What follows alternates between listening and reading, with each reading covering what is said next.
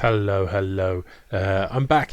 It's been a while. I know it's such a long time it's been that I can't even remember what happened in the first game of this best of three. But anyway, let's crack on. This is Svenison in the top left of this map, and in the bottom right, his opponents, YeOldDogg. They are both playing Terran, as we can see. Svenison with the pretty standard depot at the top of the ramp. YeOldDogg not messing about, just a depot right next to his command center here.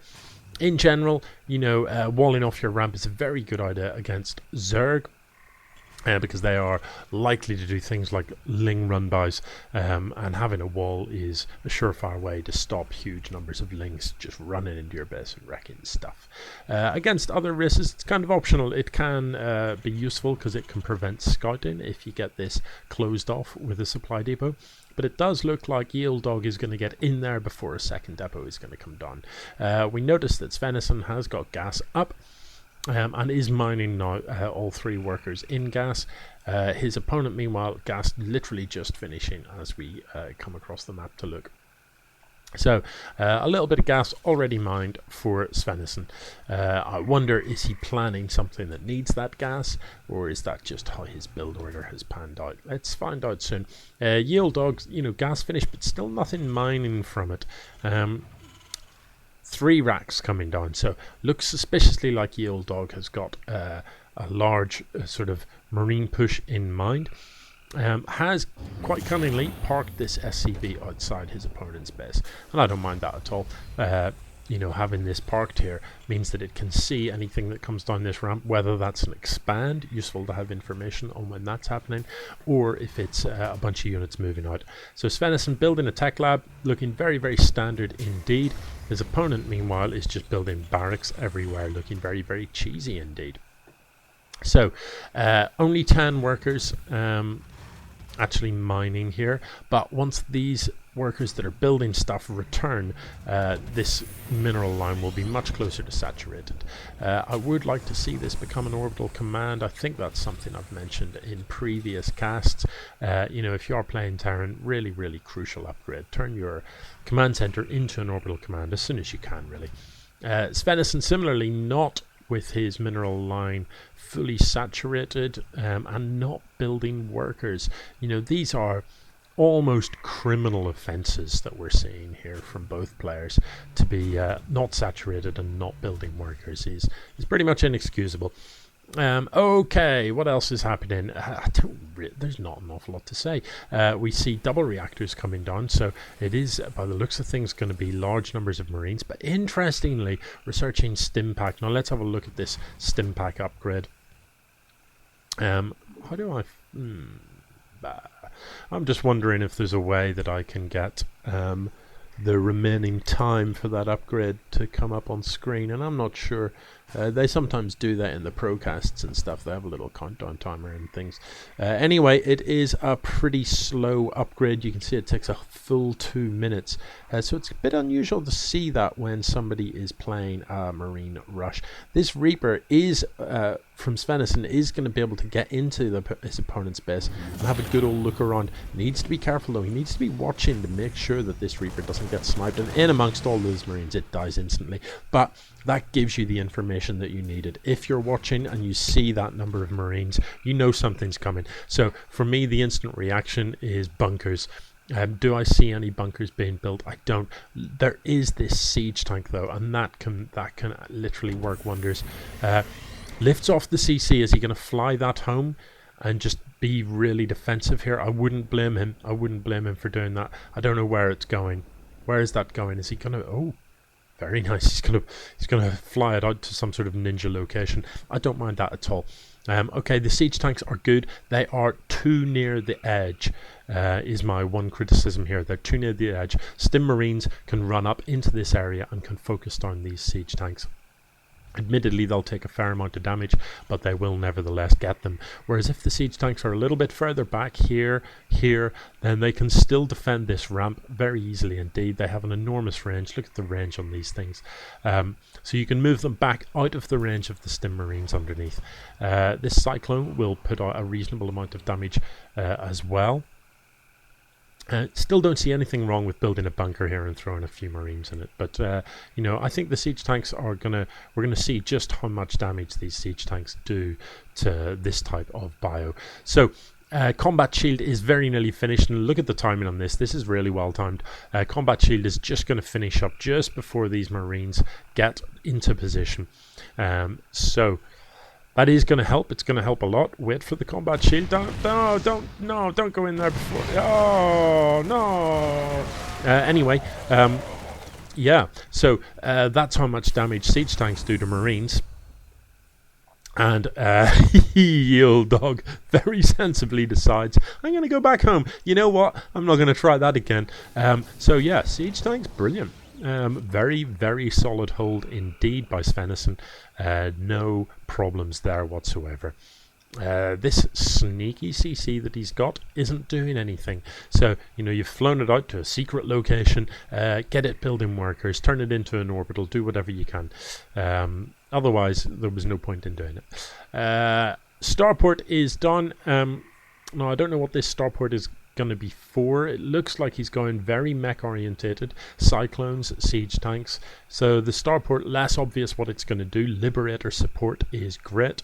There are 3 racks here, and he is now building Marines, so maybe it is just for medevacs. I don't mind any of that.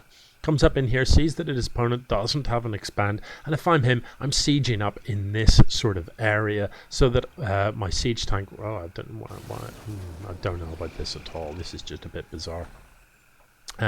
Personally, I'd siege up in a position where the range of the tanks reaches here, and then I'd think about creeping forward, you know, so first siege up so that nothing can come down the ramp without taking a piston, and then start leapfrogging tanks forward a little bit. Put a tank forward so that it covers the top of the ramp, and then you can start dropping scans to wreck anything near the top of the ramp. The ramp is important. The reason it's important is because it causes units to funnel into a narrow space. Siege tanks do splash damage. The area of effect is pretty much the size of this ramp. So if you can force the units to come through a choke, then siege tanks are twice as effective, you know, at sort of funneled units compared to against spread out units. So why not put these in a position where they are attacking things that are necessarily funneled into a choke? Here, you know, the units could be spread over this whole area. Okay, let's have a look at some data. You can see the income tabs are, you know, pretty similar, and Svenison really should be ahead, but he isn't, and that's partially because he's just not building workers. You know, this production tab up top, we're just not seeing workers. Even in the main mineral line is not saturated. Even got some idle workers just hanging about doing nothing.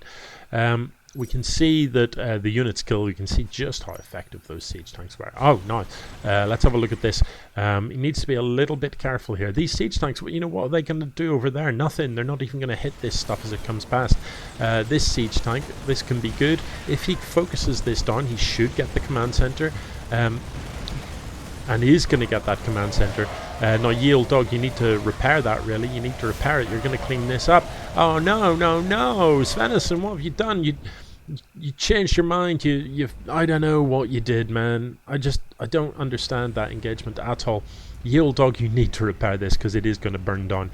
Bear in mind the rate at which it loses health accelerates as it gets lower. So if he doesn't repair this, this is going to die. And I don't know. He doesn't look to be repairing that, man. That is going to fall. And that's totally unnecessary. Svenison, you know, if you'd have taken these siege tanks with you, you absolutely could have not only killed this, but killed that army as well. If these siege tanks had been in a position where they covered the bottom of this ramp, then you could have just run up there, killed that. Oh, he saves it in the nick of time. That's pleasing, though. You know, again, why aren't these further forward? Just pasting these units. This is just a waste of resources. Okay, now in this sneakily siege position, this siege tank is going to be useful. The medevac needs to be healing these units, but you know, it's not going to be enough. These have got stim, they've got combat shield. In terms of upgrades, you know, they're pretty good. Now Svenison has got 1-1, but does not have stim combat shield. So that is interesting, and again fails to take this, and you know, part of the reason is look at you know, just hundreds of resources worth of units, really good, useful, damage dealing units, just parked here in the corner doing literally nothing, waiting to be discovered and killed. Svenison, come on, man, come on. What was the point in building this if you're not going to mine? Build some workers from that, please. Okay, the Liberator into the mineral line is where his attention is, though, and we can see that it is going to do some damage. It's also going to see this Banshee, and it can kill this Banshee very easily. Banshees don't shoot air, so if he chases that, he's going to take that out pretty sharpish. So, you know, that's a funny place to put your Banshee. It needs to be careful, though, because this Liberator will die to all those Marines. So he's just going to fly around, poke about, and do some damage. And when it comes to dealing damage, you know, so far, Svenison certainly has the upper hand. He has damaged the economy of his opponent. And additionally, he has pasted quite a number of units as well. If we look at the units kill tab, it's heavily in favour of Svenison. If we look at the income, he is denying mining on this base temporarily. You know, so that is very effective indeed. He's going to get a few more SCV kills over here. So, you know, don't be too hard on Svenison. He's doing all right. You need to be, you need that in shooty air mode. Oh, hello. So a big move out from YeOldDogg, and you know, Svenison, come on. These tanks, man. These tanks. What are you doing with those? I think he's going to be able to clean this up. I'd like him to get these Marines in the fight as well. Of course, Marauders, 2 Marauders left, aren't really going to be able to get a lot done. Are there any siege tanks left at home? There isn't, actually. So, I don't know, maybe they should just walk in and have some fun. But the Liberator could certainly clean them up. Oh, well, there you go. YeOldDogg taps out, and it's all over. I didn't see a GG, but, you know, maybe there was one. I don't think there was. Anyway, oh look, so they did finally move. I can't help but feel that that game could have been finished much sooner with those siege tanks parked maybe here while he went to attack this base, and they would have just pulverized everything that came down the ramp. You know, those siege tanks parked and a couple of units in front of them while you dispatch one siege tank and a couple of other units over here to just wreck. Anyway, it is GG. It's all over. And I don't know, did YeOldDogg win the first game? I can't even remember, man. Maybe I should check the cast. Yeah, I think he did. So I have a sneaking suspicion it's 1 game all. So without further ado, I'm going to crack straight into the second game.